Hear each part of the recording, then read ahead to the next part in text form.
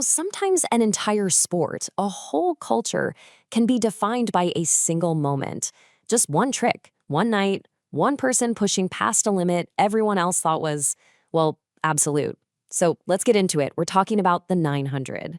So check out this image. It's kind of grainy, a little blurry, but man, it is pure lightning in a bottle. This is the moment from the 1999 X Games that turned a skateboarding trick into a legend and made Tony Hawk a household name.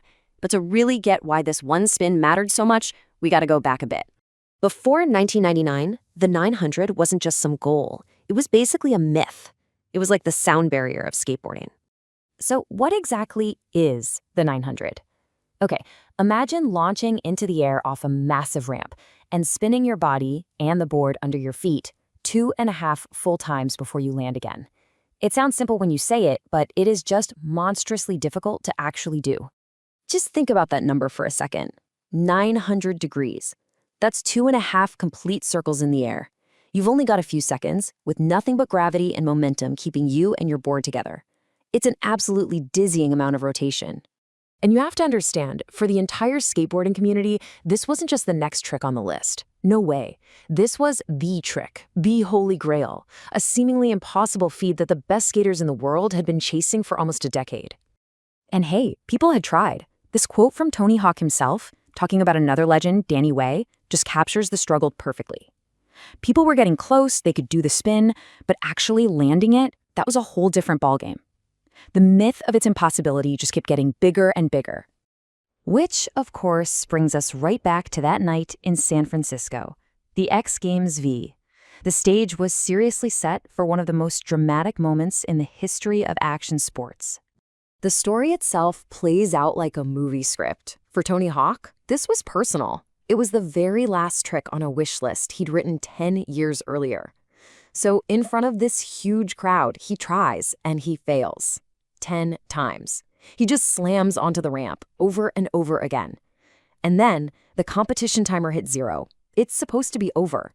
But the announcers, they see history on the line and they just bend the rules, giving him one more shot.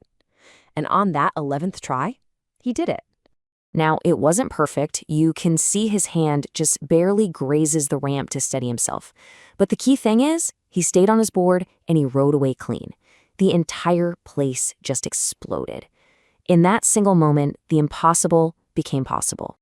But the story definitely doesn't end there. See, landing the 900 wasn't just a personal win for Tony Hawk. It was like breaking the 4-minute mile.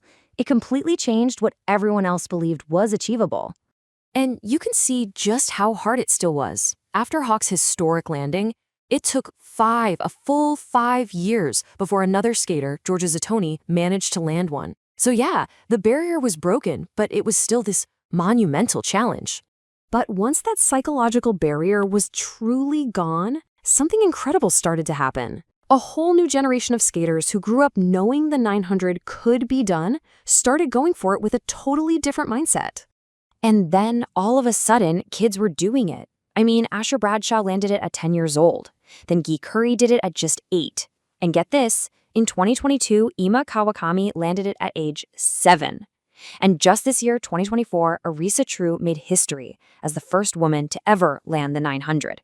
The trick of legends was now a milestone for prodigies. It's just wild. So you have to ask, right? Once the Holy Grail was conquered, where in the world could skateboarding possibly go from there? Well, naturally, they just added another half rotation, the 1080.